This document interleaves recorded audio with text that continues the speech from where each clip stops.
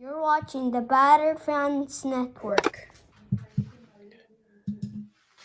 Chris, the Batter fans are back. Welcome, everybody, to episode number 38 of the Batter MLS Fans Podcast. I'm your host, Daniel Granada, and alongside me, as always, the KBD. How are you doing, sir? Awesome, man. This week was not as fruitful with goals. A little bit more boring. Oh, yeah. I mean, we went from 46 to like 44 or 42 last week. I forgot, and then it was down to 35 more this boring. week. Well, just overall, the games didn't seem as interesting as weeks prior. But we're going to get into that. But before we do, I did want to make sure we gave a thank you. The channel hit 1,000 subscribers today. Much appreciated to everybody that supported us. It's been a couple months that we've been doing this, but we do appreciate that you guys helped us to get to 1,000. So 1,000 subscribers. So if you get on to batteredfans.com and you put in promo code thank you, we have a collection, a Believe collection, where we have shirts from every team in different colors and different designs that represent every team. And if you guys want to check it out, batterfans.com, click on the Believe collection, and you can find your team, and you put in the promo code thank you. You get 20% off. That's good until March 23rd. So I just want to put that out there just as a thank you to everybody that has supported us. So, now that we got that out of the way. So, overall thoughts of the week, you said boring. A little more boring than the last 2 weeks, for sure. Yeah, I wasn't. There were just some games that just like you said, not as interesting. Even the matchups before the week started didn't seem as interesting. But I guess we can get on to. Let's start with the two I thought that were the biggest. We'll start with Inter Miami Charlotte. Inter Miami beat Charlotte 1-0, and obviously the biggest takeaway there is that they beat Charlotte with 10 men and without Messi, because Messi, although he was technically listed as available off the bench, he did not play. Chris, your thoughts on the Inter Miami Charlotte FC game from Sunday? It's a weird place because a lot of people have been seeing that Charlotte has gone from this sort of defensive juggernaut in the MLS and the MLS standards and not having as much offense to now being able to actually post up goals. So the fact that we went down a man and still was able to win without letting them score was phenomenal for us. I mean, that really proved to us, even more so than we knew, that the defense was better than what we had expected. Absolutely. I think in some ways, playing with 10 men might have almost played to our favor with Charlotte, because Charlotte, the way they beat Atlanta, they beat them with the long ball, right? Atlanta was very aggressive in the attack. They beat them with the long ball, a couple of defensive errors when they played the long ball. And with Miami, they also are very aggressive in the attack. But once you go down to 10 men, you have to take a step back with that a little bit. And I think we didn't give Charlotte a chance to attack us with the long ball and the transition. So I think in that aspect, it might have worked in our favor.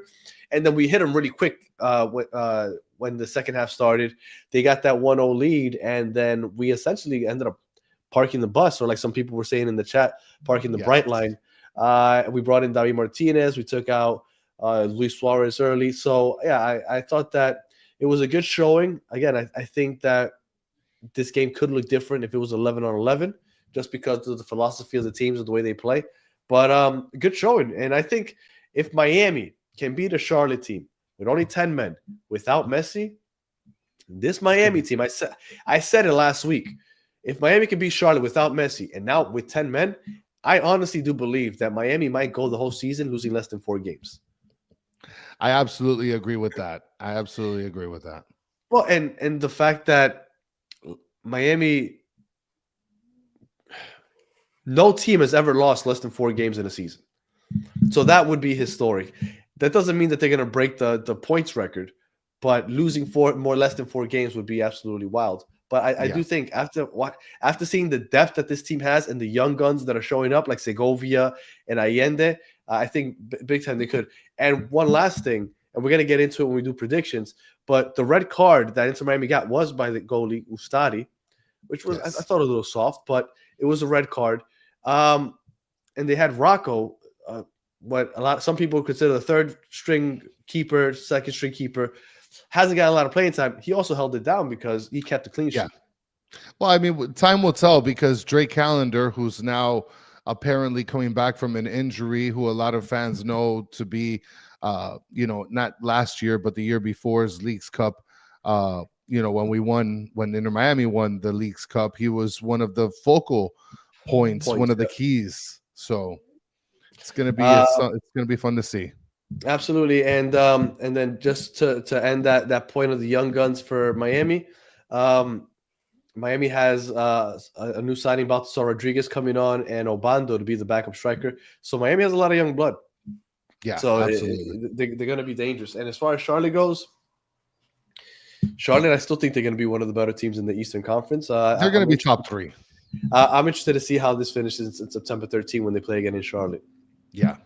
All right, the other marquee game, Seattle LAFC. Now, unfortunately, there was a lot of rotation from both teams in this game. So, like Jordan Morrison didn't start. He ended up playing, but he didn't start. David Martinez, the Venezuelan star from LAFC, he also didn't start. Eventually played. A lot of rotation. Seattle. Ferreira started as well. He did start. Yeah, yes. Ferreira also started, and they, as a matter of fact, Seattle hasn't beaten LAFC at home since, I believe, it's 2021. Yeah. Well, LAFC has the Sounders numbers, but the Sounders beat them in the playoffs last year. Yes. And they beat them again, and they beat them very handedly. What did you think about this game just in general? Well, the first thing that I kind of picked up on was LAFC played their backup goalkeeper. So I automatically knew. Yes. Well, I automatically knew that with the way that Seattle's been playing, and honestly, with the way that Morris has been playing, I didn't think that LAFC, I don't want to say stood a chance, but I thought that Seattle, hands down, was gonna be the winner. And then Boanga was on the bench. So there was a lot of different pieces on the pitch than people would have expected. So, as far as Seattle goes, I predicted them to end up number 1 in the West just because their defense is lethal. Even though Jordan Morris, I heard, was injured. I don't know how that's going to be if he's out for a while, but I think Seattle is going to be one of the top teams. I'm more worried about LAFC, and everybody was counting on them possibly getting a Griezmann in the summertime, but I'm hearing that PSG might be paying him I don't know how much money to go over there to Paris. So LAFC is in trouble. Seattle, I still believe, is going to be a solid team. And one player that I didn't realize I was going to enjoy watching so much, Rothrock. Oh my goodness, Rothrock is a beast. Yeah, man. And on top of having an awesome name. Yes, and he shook a guy straight to the core of the earth. Like literally in the middle of the game, I was watching. He shook him. He had a goal. I think he had another contribution to a goal as well. He assisted Jordan Morris on the goal where Jordan Morris became the all-time leading scorer for the Sounders. Yes, and then Roldan also. I mean, he's sort of a household name, I guess, in the MLS. Yeah. He was able to kind of patiently build up and make plays for Seattle. So it was a very good game, very good showing out of Seattle for sure. Oh, and Rothrock is a cutie pie, as Chris likes to say. So he is definitely a poppy.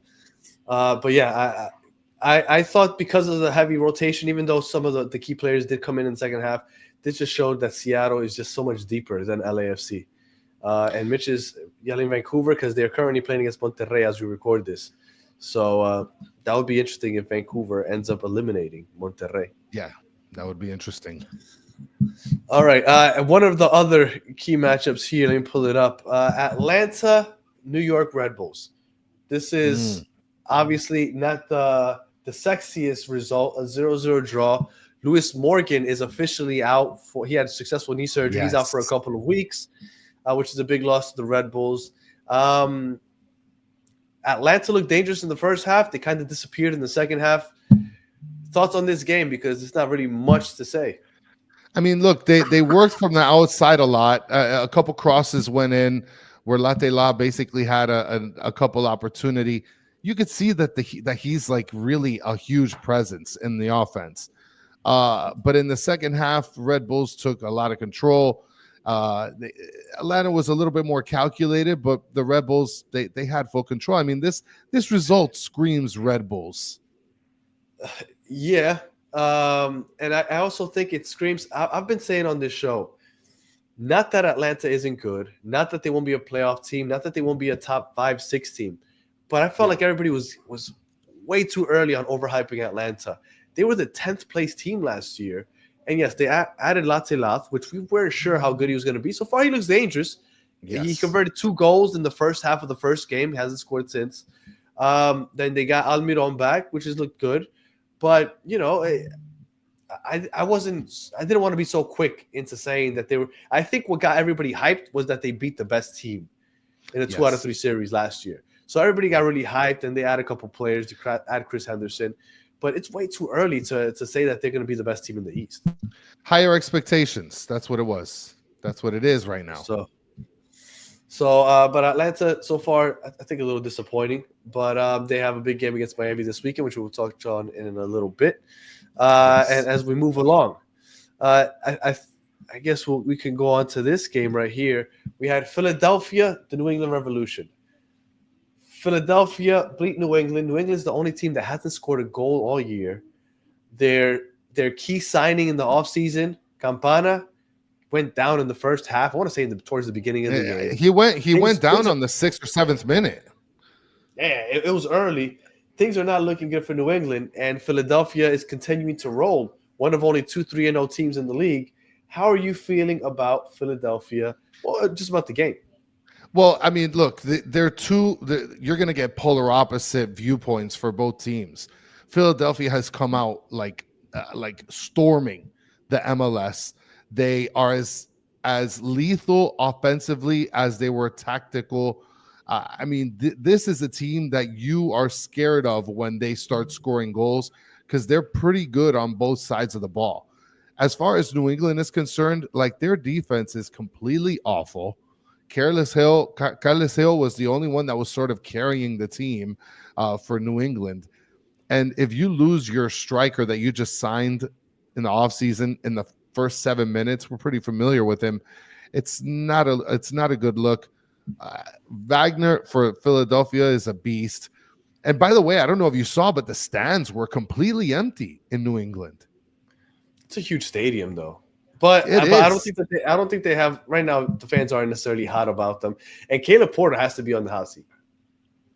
Yeah, man, it's such a bad look. What's happening over there in New England? There's just a ton of turmoil, a bunch of madness happening with that team inside and outside. And Ty Baribo, I can't remember if he tied or he broke the record for the most goals in the first 3 games of the season. He has 6 goals so far. He might have broken the record, but I have to double check.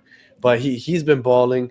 And then I give a lot of crap to Alejandro Bedoya because he's so old.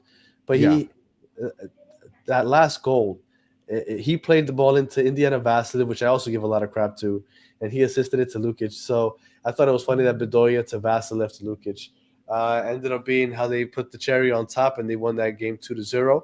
And Philadelphia's on top of the Eastern Conference. I don't think many people saw that coming. I want to mention something because Mitch is saying I'm not sold on Philly yet since he is the only team they've really beat. I mean, look, Philly is that kind of team. Orlando's not bad. Yeah. They beat Orlando. Orlando's a top team. Yeah. Orlando's a pretty good team. So what were you going to say about Philly? No, what I was going to mention about Baribo, I think he tied it. It was off of a header that Wagner he crossed it and got a header towards the end of the game. So I believe he tied it. Oh, okay. I'd have to check it though. All right, and now we could jump over to the most disappointing team I think in the league so far, which good reason. I guess they have a good excuse, but the LA Galaxy haven't won a game yet. How rough! And I didn't realize. Pardon me. I didn't realize how many St. Louis fans I had on my Twitter until after this game, and a lot of people got really hyped about this game more than anything because St. Louis in their first 3 games have 3 clean sheets, but they're playing like lockdown, park the bus, and that's brutal for me to watch. What did you think about the St. Louis Galaxy game? Well, the whole thing with St. Louis, they're playing very differently than they did last year. Like last year, they tried to always push the pace. They were very sort of a counter-based team.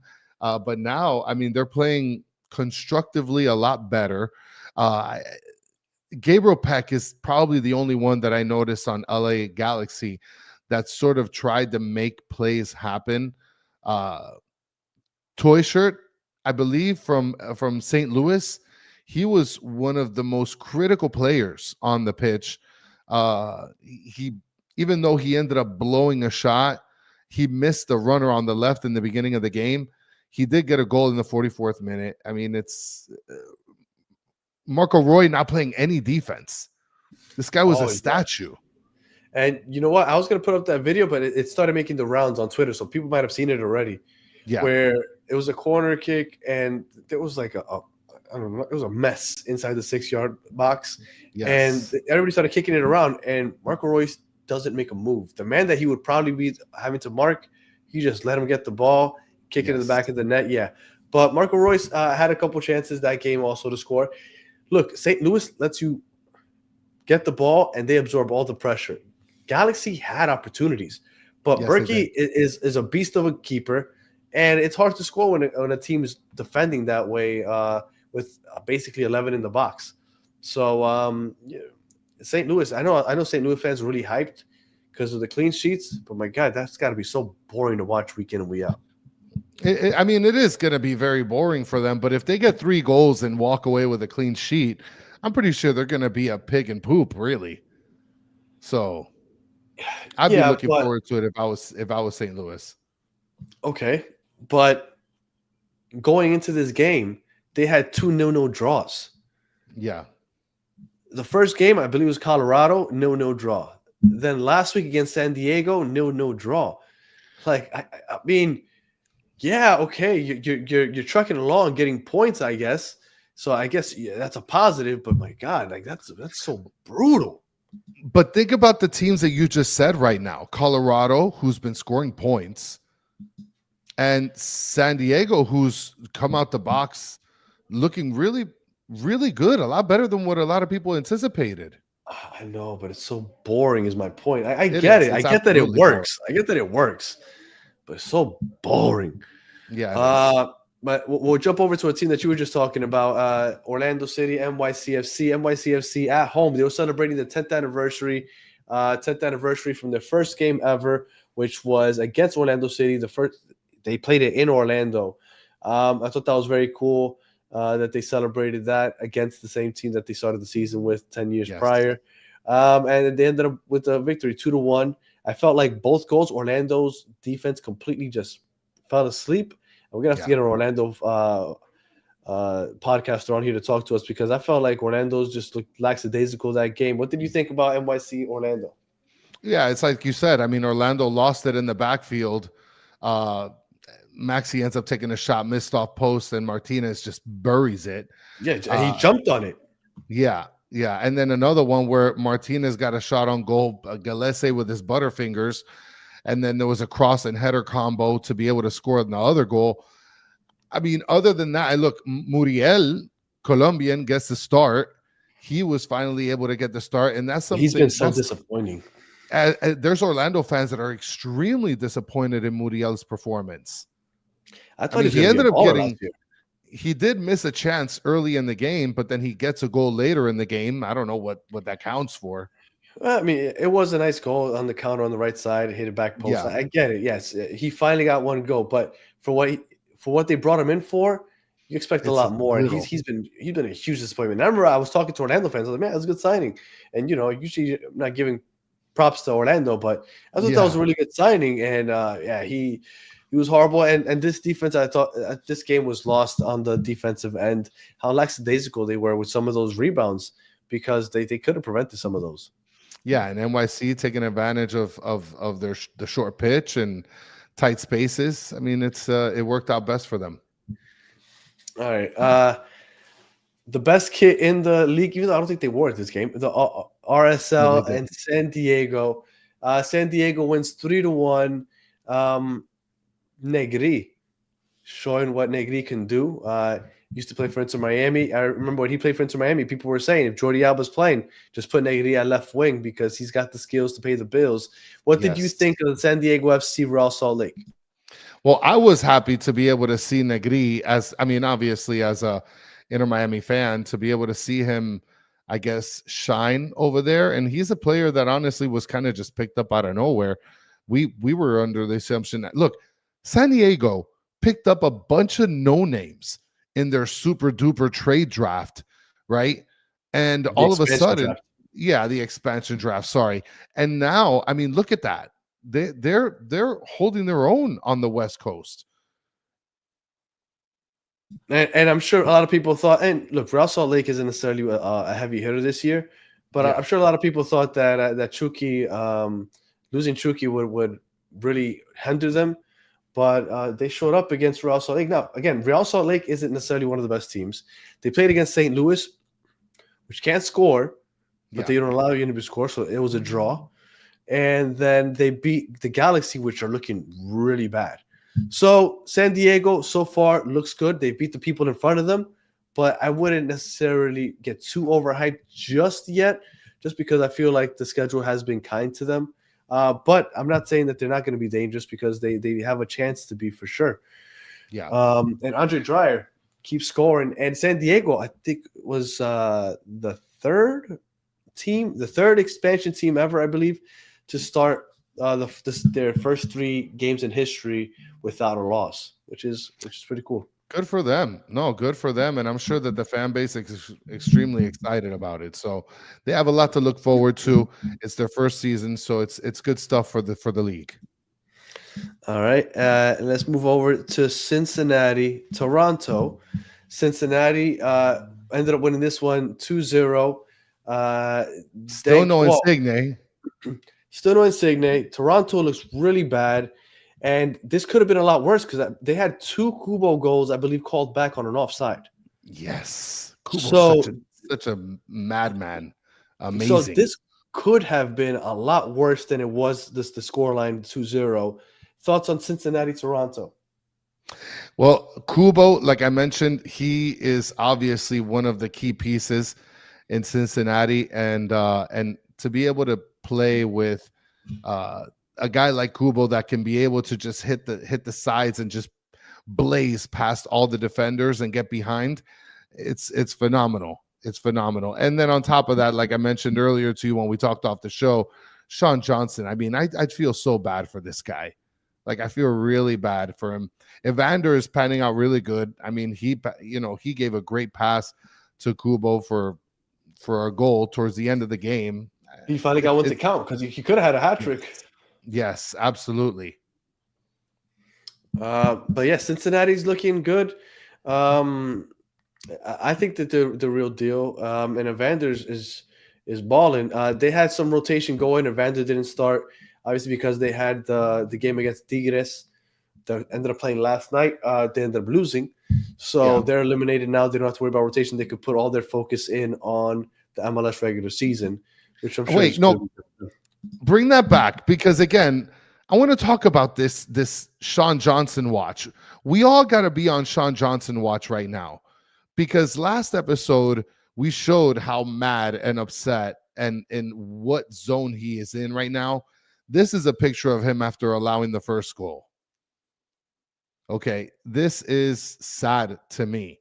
And then after allowing the second goal, I mean, he wants no parts of being in Canada at this very moment.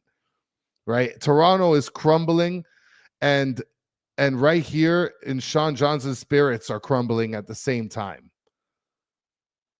So it's really bad for him. I feel so bad for him as a goalkeeper. So we're just on Sean Johnson watch now? We're on full-blown Sean Johnson watch. We all got to look out for him. Okay, so make sure that you guys reach out to him and ask him if he's okay at this moment. All right. Now let's go over to one of Chris's favorites, Portland, because his love for Phil Neville is unmatched.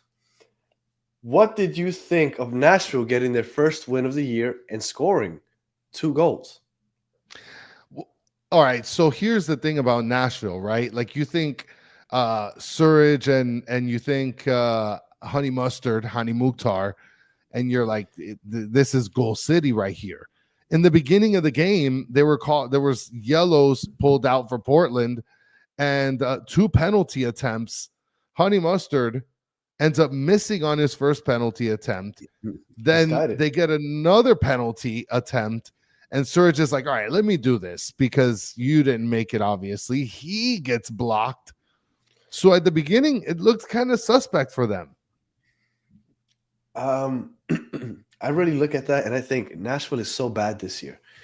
I can't believe that they had, and those 2 PKs took place in like the first, I think it was like 15 minutes of the game. Yes, early in the game is when they took them. Nashville is bad. Portland, I think, is worse. They're both bad. Nashville took advantage and scored those 2 goals later. But Portland is awful, though. They're awful on defense and on offense. I have no idea what's going on. They are a complete mess. I mean, if it wasn't for the fact, I mean, this could have been a complete shellacking if they would have put up the goals in the beginning as well. Portland, I don't know what's going on over there, but if you're a fan from Portland, you got to hit us up and let us know what the fan base is feeling, because I imagine it has not been happy days.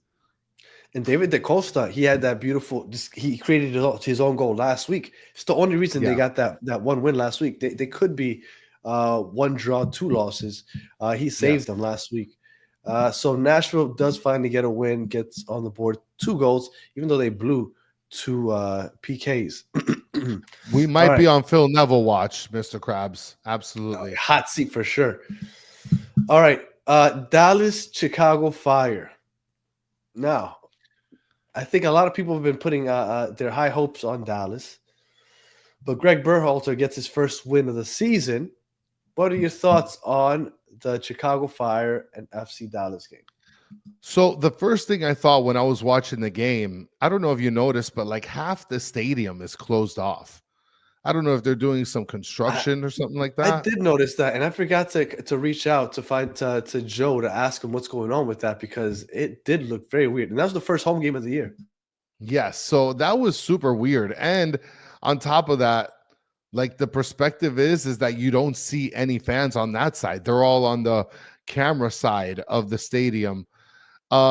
This game, Chicago played very, very well. Kuipers is a guy that you expect to sort of make an impact. He made a hell of an impact from beginning to end for Chicago. And Peter Musa had a pass that came in from, I believe it was Lucho.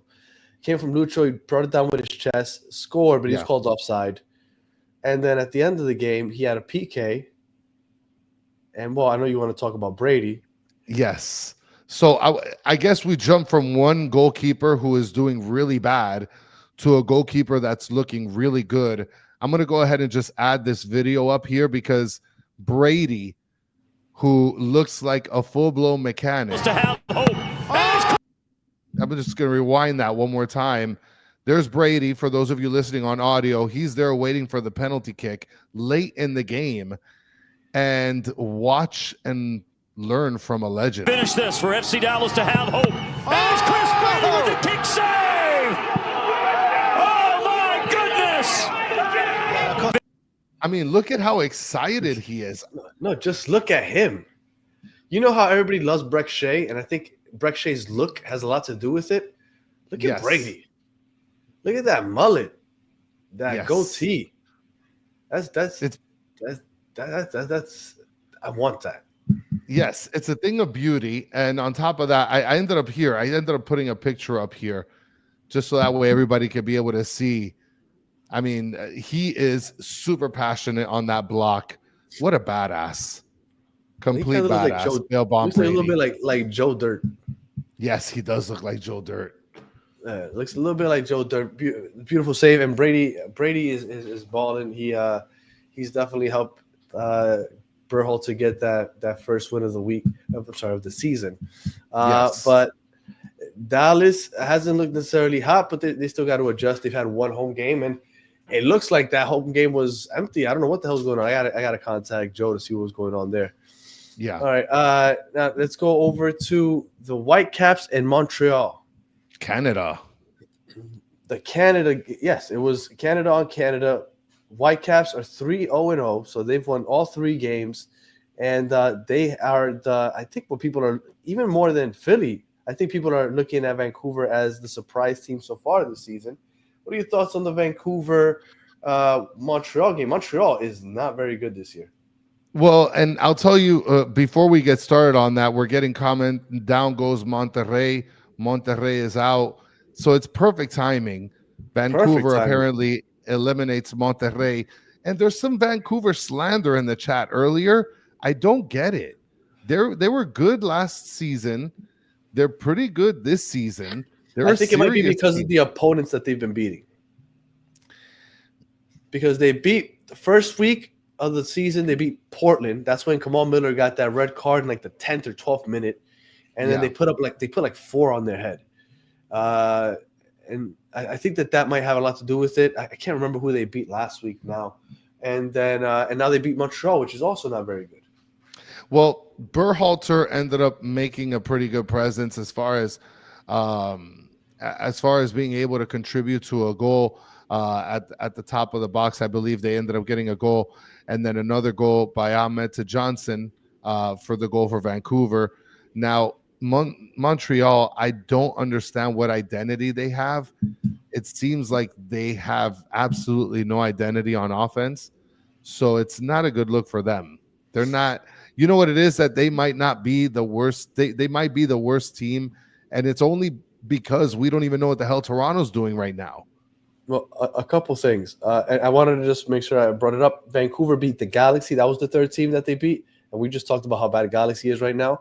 Yes. Also, I guess a little off topic from the MLS, but Vancouver advancing, it looks like they would play against possibly Pumas. I think Pumas is still in. I have to double check.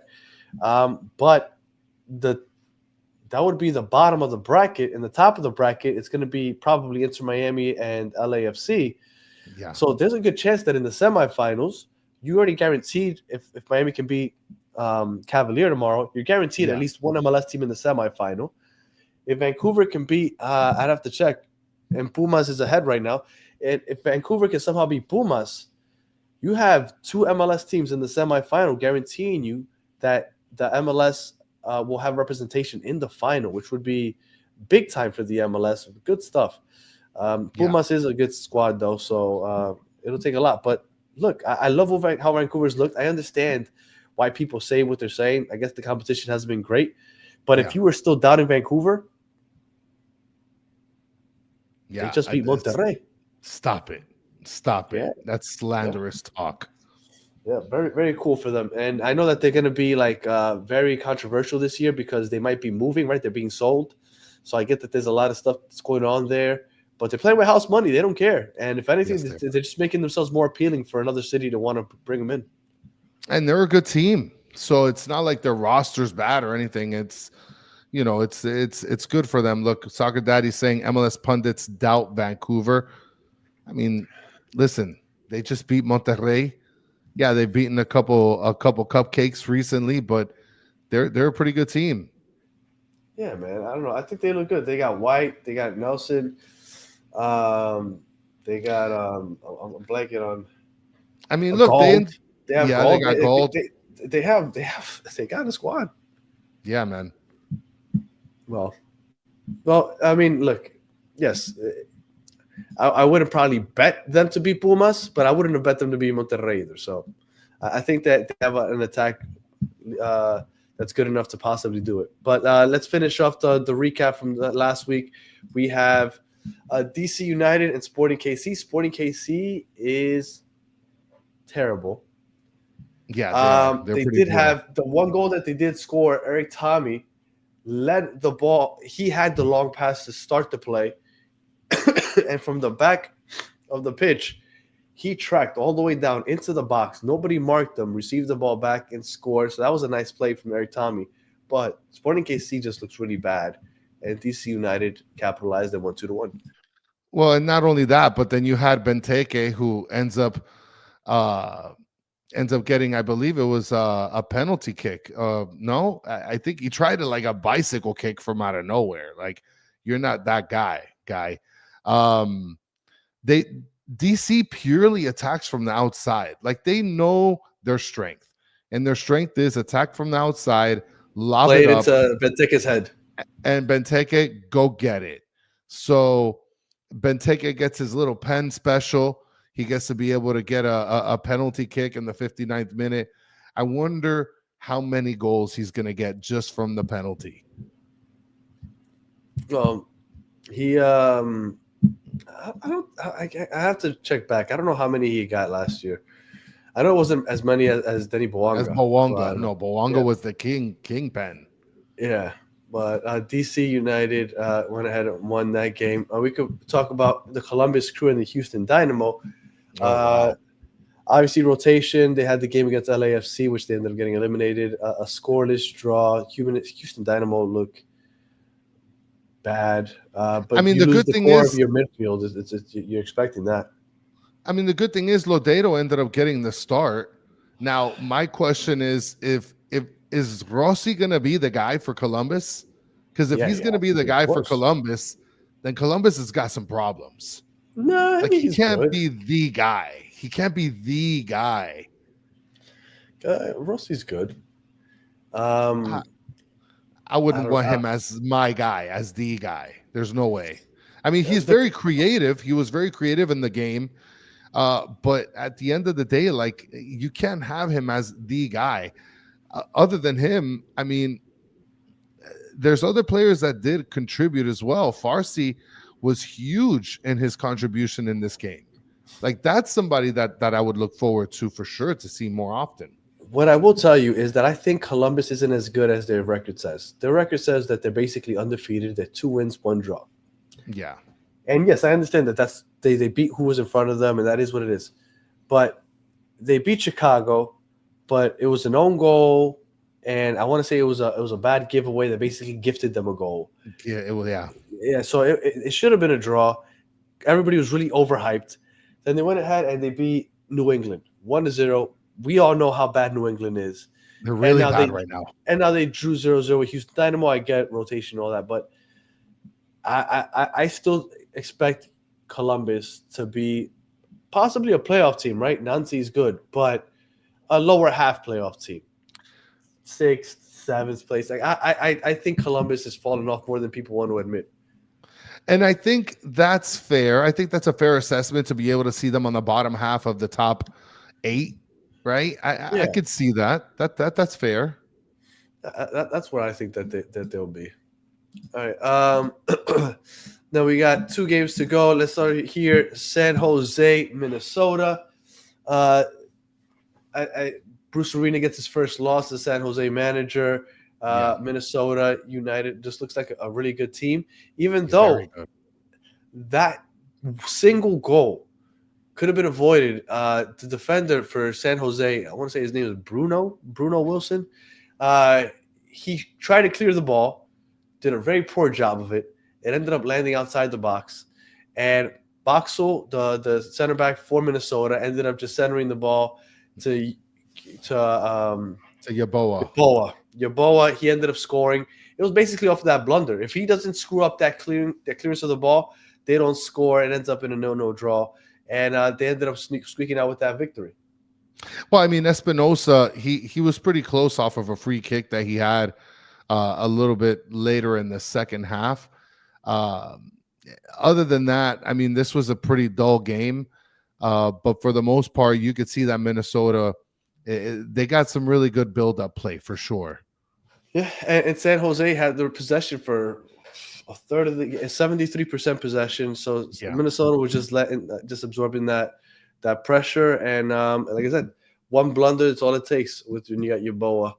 And then last but not least, we had Austin FC and the Colorado Rapids. Another low-scoring game, the Colorado Rapids, and go 1-0 over Austin. I know Zach Steffen had a great block that saved them from going into a draw. What did you think about the Colorado Rapids Austin FC? Well, the one thing I want to mention about Austin is that I felt like this was the first time in a while that I saw Austin look as aggressive as they did a couple years back. I feel like they've been missing that, but in this game they were pretty aggressive. They almost had they had a couple opportunities to score in the first half. Brandon Vasquez, he almost gets off a really fancy shot, like a back heel shot off across. That was a really good play. Other than that, as far as like Colorado's concerned, Colorado came out the gate storming, and then for them to get one goal, Navarro gets the goal, and it was early. It was a chip to take the lead, like really early in the game. After that, it was just all Austin taking control. And Austin actually had 2 PKs called, and then they both got called back. The first one for offside, and I can't remember if the second one was for offside also, but I do remember that the second one. And the second one was for the 95th minute, so like it would have saved that point.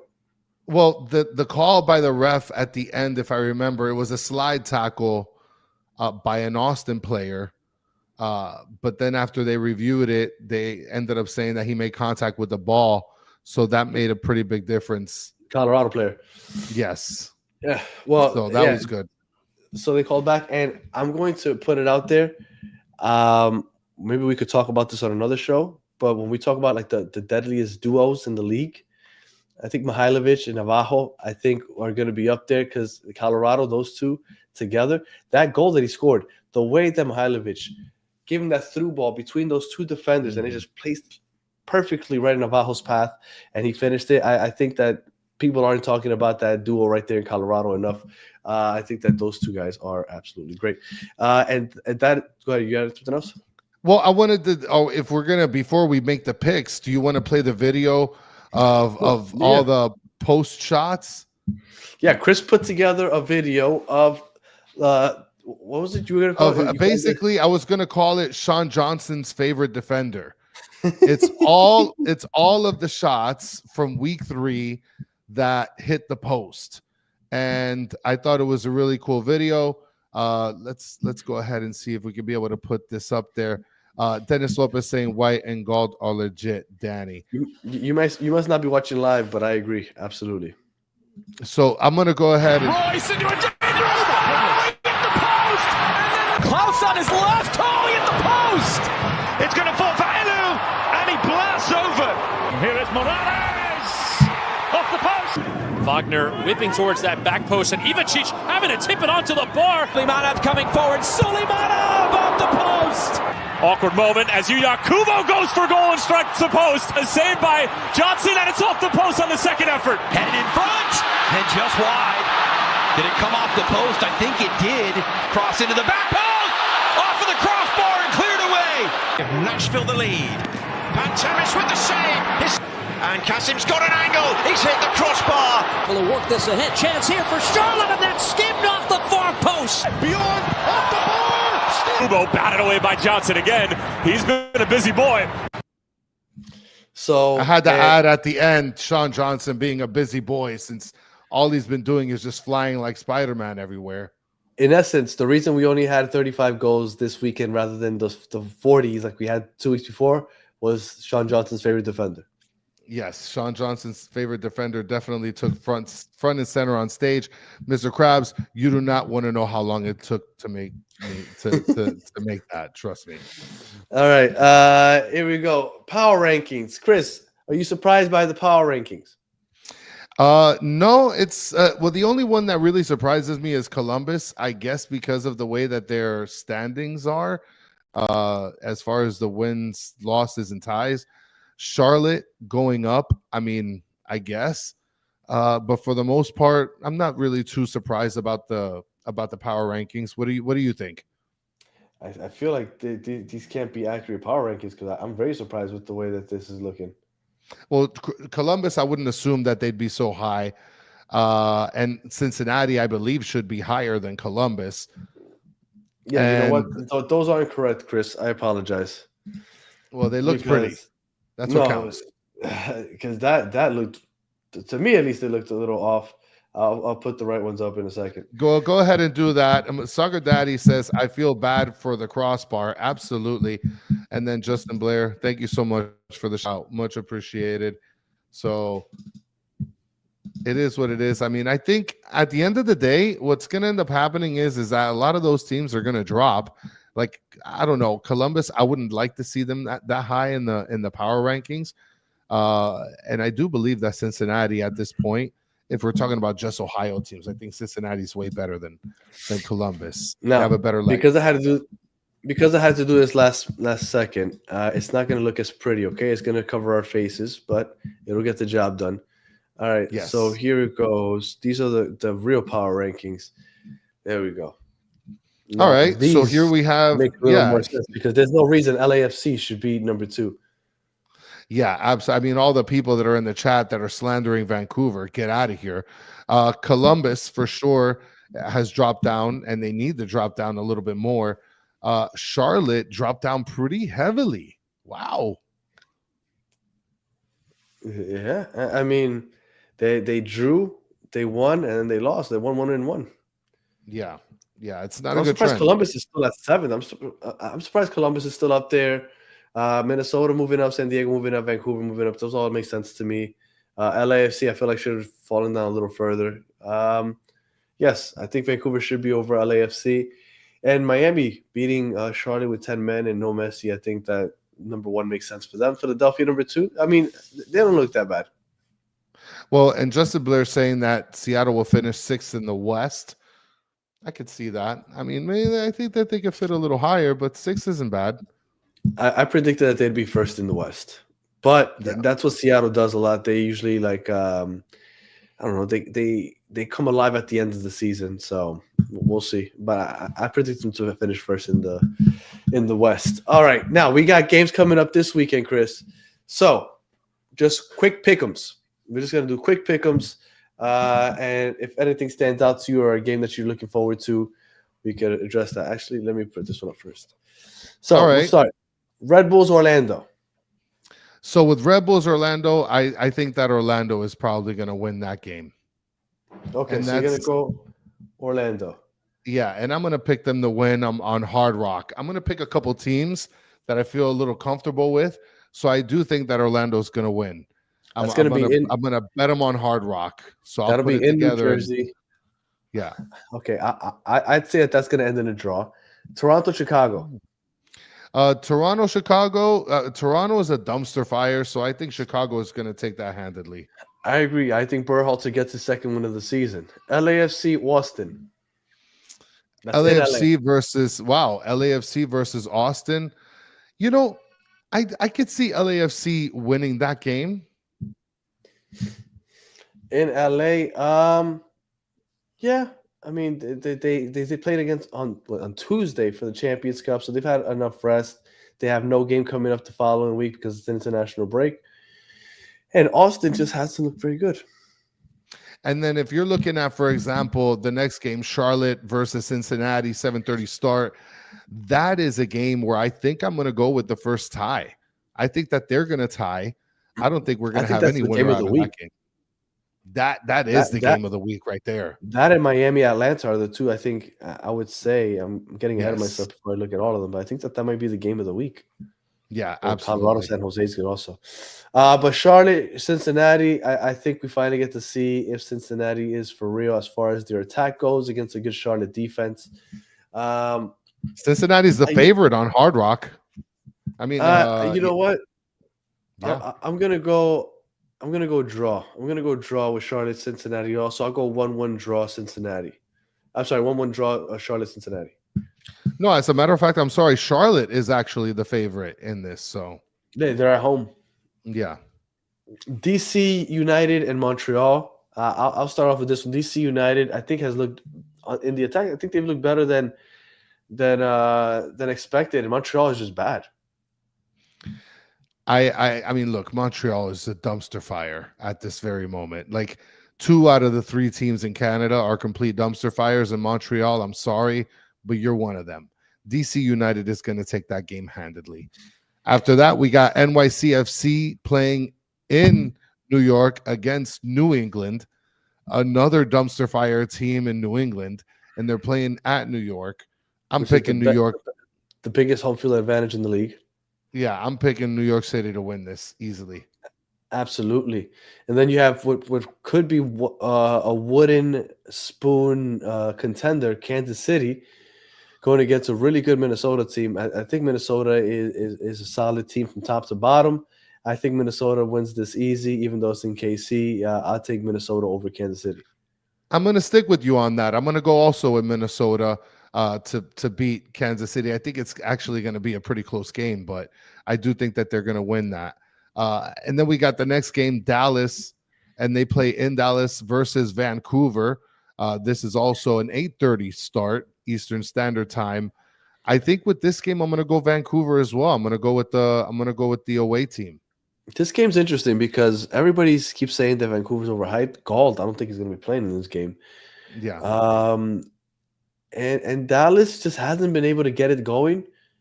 But something tells me that Dallas will pull out a win somehow. I'm going to go Dallas, giving Vancouver their first loss at home. After this big win against Monterrey, they might be feeling this a little bit. I think this brings them back down to earth. I'll take Dallas over Vancouver. And just to Blair say tie. Yeah, I can see that. All right. So the next game we have is at Houston, and they're going up against Real Salt Lake, and that's another 8:30 p.m. start. Houston seems like they've fallen off. I do think that Real Salt Lake has the upper hand against this team, or at least I believe that they can be able to win. So I'm going to go with a win out of Salt Lake. I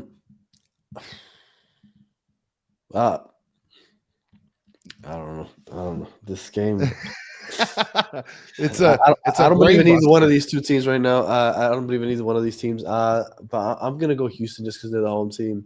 And get their first win of the season. I'll go Houston. But Fordman said a lot of draws. Yeah, because I wanted to avoid saying a draw. I just chose Houston. But I could definitely see that ending in a draw. Well, and Upcode is saying sneaky draw Houston RSL, and Dennis agrees as well. So if you guys want to make some money, listen to Florida Man and put down a draw on your Hard Rock thing. Next game we got at St. Louis, 8:30 start also, and this is against Seattle. A Boar Fest. I mean, Seattle's been putting up goals, baby. I mean, St. Louis has 3 clean sheets because they just bunker down. Yeah. Well, I mean, if there is a team that can be able to penetrate the bunker downness, it could be Seattle. So with Rothrock? With Rothrock, I mean, listen, they got firepower, man. I do believe that they can be able to beat St. Louis, especially considering that they have a lot of people that can be able to kind of put goals up. So, but the thing is, Jordan Morris got injured though, so he's not going to be available. He did get injured. Rothrock has been carrying. Roldan has been doing pretty good as well. So I'm gonna go with Seattle squeaks out a win. Okay. This one I'm gonna go draw. And I'm gonna go 0-0 draw. Just keep adding to the boredom for St. Louis, the most boring team in the MLS. St. Louis. Keep racking up those points. So 0-0 draw. Next up, we got a 10:30 p.m. start time. San Diego at San Diego, and they play up against Columbus, the fraudsters that you believe that they are. Yeah, I don't think Columbus is very good. Yeah, but they're playing at San Diego. Listen, I'll tell you right now, the San Diego, you pick them, they're plus 140 at home. So I'll take those odds. I'm going with San Diego to walk away with a win. I'm going to go San Diego also. I think Columbus finally gets their first loss of the season. Yeah. I mean, after that, we got another 10:30 start at another spot in California. San Jose goes up against away team Colorado. This is one of those games where I think I'm going to go with Colorado. I would normally go with San Jose because they've been doing pretty good aside from last week, but I'm going to go with Colorado on this one. I'm going to go Colorado also just because I've become such a fan of watching Mihailovic and Navajo. I'm gonna say Colorado beats San Jose. Nice. San Jose at home, Daddy says. All right, and Yeah. now let's put up the last few games that we haven't gone over, which would be the Sunday games, which are Okay. Philadelphia and Nashville.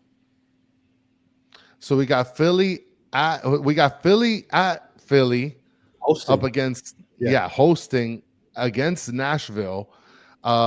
Listen, Philadelphia is the favorites in this. I'm gonna go with Philadelphia. And they've been I'm playing going lights Philadelphia. out. Baribo. Yeah, I think the Philadelphia's attack is way more potent than Nashville. I don't believe in Nashville, so I'm gonna go Philadelphia also. And I think they put up 2 or 3 also. And now we got the worst game of the week. Portland versus LA Galaxy, 4:45. For those of you in Carson, I'm sorry that you have to watch this game. Portland versus LA Galaxy. That's going to be a tie. That's got tie written all over it. You know what? It's hard because I don't know if I should feel bad for Galaxy fans because like you go from such euphoria to winning the MLS Cup to watching like all these injuries just come and ruin the start of the next season. But then again, Yeah. you just won the cup, so you're good. So a lot of people in the chat saying Portland. I'm not going to choose the Galaxy just because I haven't seen anything, but I'm not choosing Portland either. I'm going to go draw. I'm going to go draw. Gabriel Peck's been good, man. Yeah, man. Yeah, he has. But it also helps that St. Louis just let him have the ball whenever he wanted, so he was creating chances. He just couldn't get past Berkey. I'm going to say 1-1 draw, Portland Galaxy. Is Roy actually going to be playing defense this game, you think? I mean, he's got to show a little bit more defense. He can't be a statue. A little more. I don't know if it's defense. A little more effort. Effort. Yeah, definitely effort. And then the last game of the week, and this is at Atlanta, Georgia, where they face off against visiting Inter Miami at 7 p.m. It's the last game of the week, Sunday night special. And I mean, obviously, guys, this is the crest that we have on our shirts for a reason. I'm going to have to go with Inter Miami to win against Atlanta. I think Atlanta hasn't looked very good defensively, even though I guess the Red Bulls, I guess technically they got the clean sheet.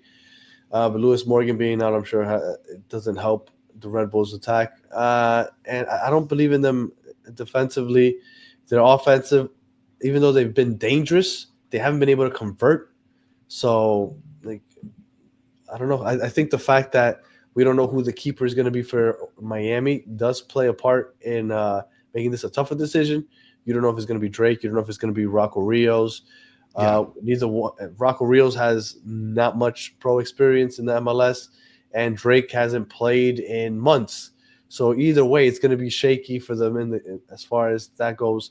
But I feel like the youngsters in Miami and the depth in Miami, it's going to be it's going to shine. And I think that after Sunday, the MLS fan base that watches the game just because it's Sunday night football or Sunday night soccer, they're going to get to know who Segovia and Allende are, and they're going to become more household names in this league. And people are going to realize that Miami's a lot deeper than just the Barca Fours. So I think Miami wins this game, and I think Miami takes it 3-2. Well, for those of you that are following at home, I ended up making 4 bet parlay. Okay. And if I bet $5 on Orlando, Chicago, Minnesota, and San Diego, that wins me $350. I'm not going to put the house on it, but I'm going to do the same thing. I'm going to start doing this on our preview shows.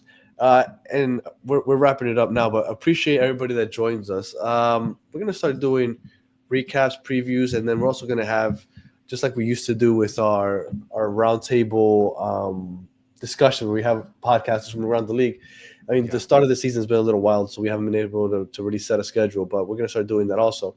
But I think on our preview show, we're just going to have to just randomly put parlays out there, and we're just going to post it. And if you guys want to ride with us, we'll put $2, $3, $4, $5 down, and if we all win together. Yes, absolutely. I mean, I'm sorry, Justin. I already placed the bet. So I cannot put Charlotte. Justin is sold on Charlotte beating Cincinnati. You think he's trying to do the reverse jinx? I think so. I think he's trying to set us up for the okie doke. I think so. Look, it couldn't be more obvious. That sounds like a reverse jinx. I said it at the beginning of the show, but just in case anybody missed it or fast forwarded through it and got to this point, we just hit 1,000 subscribers on the MLS channel. We appreciate the support. It's only been a couple months that we've been doing this, but we appreciate that you guys supported us and got us to 1,000 subscribers. So as a thank you on batteredfans.com, if you put promo code thank you, you get 20% off the entire store. We have a new Believe collection out. When you get to the website, it's one of the first things that you see on there. It's called the Believe collection. You click on that. It has all that 30 MLS teams, different designs, different colors, obviously representing each MLS team, 20% off. So as a thank you to you guys, and the promo code will be working until March 23rd. So 20% off. We have other shirts, but the one that we have specifically for all 30 teams is the Believe collection. So go ahead and check that out. By the way, if I add Charlotte, because we're already over the hour, if I add Charlotte to the 5-game bet, to the 4-game parlay, it makes $5 turn into $7.87. Now, if you don't listen to Justin and he ends up being right, you're gonna kick yourself. Oh yeah, it's double the amount. Are you kidding me? More than double. Yeah. Any final thoughts there, Chris? It's off to a great week this week. Hopefully more goals, more entertainment. Just don't watch the Portland game, guys. Do yourself that favor. We'll watch it for you. Yep. If you're listening on audio, we appreciate you listening all the way to the end. Please leave us 5 stars, comment, review, all that good stuff. If you're watching on YouTube, thank you for watching all the way to the end. Please like, subscribe, share, tell your friends. And as always, you guys in the chat, we appreciate you hanging out with us for the last hour. You guys are the best part of the show. And we're going to keep working on this, trying to get the right format going. It's a work in progress, but we're going to keep trying. And we appreciate you guys hanging out with us. So until the next one, have a good one.